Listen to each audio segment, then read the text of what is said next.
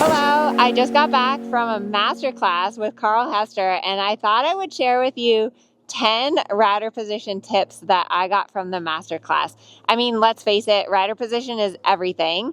And if you're in the correct position, it makes it so much easier for your horse. Also, check out the description. I have a free PDF for you to download with 10 dressage terms that every rider should know. It's so important that you understand half halt, contact, connection, round, all those things you hear your trainers say. But let's get started with the tips. So the first tip, which I really liked from Carl Hester, is he said, think about lengthening the front of your body and shortening the back of your body. And this is really important that you sit tall and open your chest so that you have good posture, but also because you're more able to follow and connect with your seat. And then when you do go to use your reins, you don't lean forward. So I really liked that image. Also, it'd be cool if you can comment below and let me know what is your favorite tip. The second image is think about a magnet in your helmet and getting pulled straight up to the sky. I don't know about you, but sometimes I have a bad habit of looking down. So I think this is really helpful to think about lengthening up through your upper body and also stretching down to your heels. A lot of us riders tend to curl up into fetal position, and that's not really very helpful when you want to be effective in your riding. The next tip, which I thought was a really good analogy, is to think about at the walk. The walk is like a rowing motion, like row, row, row your boat. Look at how my elbows are following forward, forward, forward, forward.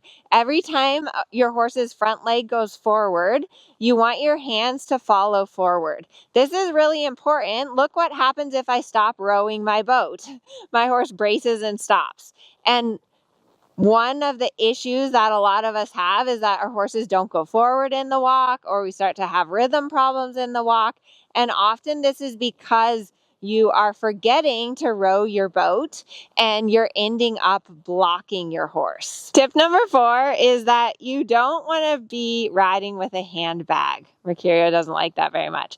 But you don't want to have your wrist turned over like this. You don't want to really crook in your wrist, because then you're not able to establish a steady elastic contact or supple your horse. What you want to imagine is that you're holding a glass. And I always tell my students, imagine that you're holding a cup of lemonade or water or whatever you like to drink when you get off your horse. And you don't want to spill your drink. So none of this. Really, you want to imagine that your thumb is up and your palms are facing each other, as if you're holding a nice cool or warm drink, depending on the weather. The next rider position tip is about your seat. And Carl worked on this with a few of the riders that had young horses. And so he was saying that in the upward transition, for example, in the canter transition, you want to have a passive seat. So it's half halt, canter, follow, follow, follow, follow. Notice how my seat went right with him. And that's what he means by passive, that your seat is really allowing the energy to come through. Then for the downward transition, you need to have an active seat. Active seat means that you're engaging your core, tightening your tummy, half halt, half halt, half halt, half halt. So think about, for the upward transition, a passive seat, allowing the energy to come through.